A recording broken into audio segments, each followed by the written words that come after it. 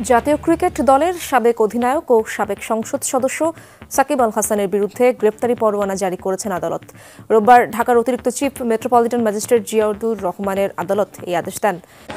৫ আগস্টের পর থেকেই ভালো নেই সাকিব আল হাসান। একের পর এক মাঠের বাইরের ঘটনায় খবরের শিরোনামে সাবেক বিশ্বসেরা অলরাউন্ডার। বিগত সরকারের সংসদ সদস্য হওয়ার কারণে হত্যা মামলার আসামি হতে হয় তাকে। মাঠে ফিরে অবসর নিতে চাইলেও জনমানুষের বিক্ষোভের কারণে সম্ভব হয়নি সেটাও।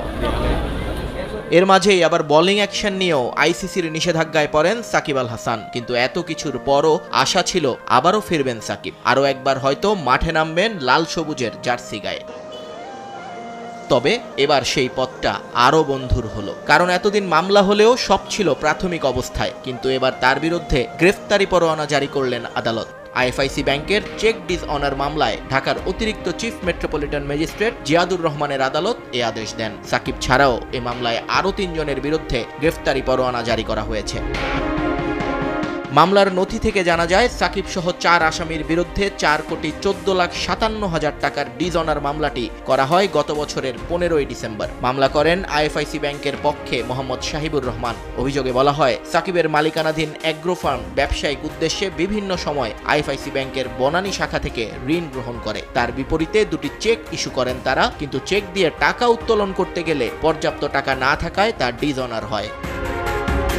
পরে 18ই ডিসেম্বর এ মামলায় আসামিদের আদালতে হাজির হওয়ার জন্য আদেশ দেওয়া হয়, কিন্তু আসামিদের পক্ষ থেকে আদালতে হাজির না হওয়া এবং কোনো কিছু না জানানোয় রোববার গ্রেফতারি পরোয়ানা জারি করা হলো।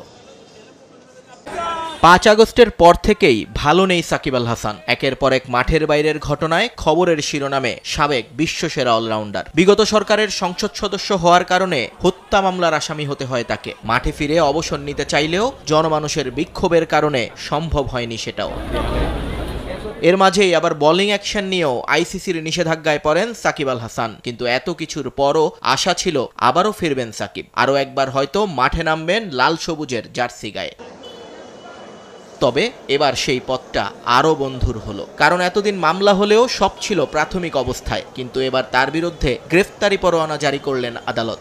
আইএফআইসি ব্যাংকের চেক ডিসঅনার মামলায় ঢাকার অতিরিক্ত চিফ মেট্রোপলিটন ম্যাজিস্ট্রেট জিয়াউর রহমানের আদালত এ আদেশ দেন। সাকিব ছাড়াও এ মামলায় আরও ৩ জনের বিরুদ্ধে গ্রেফতারি পরোয়ানা জারি করা হয়েছে।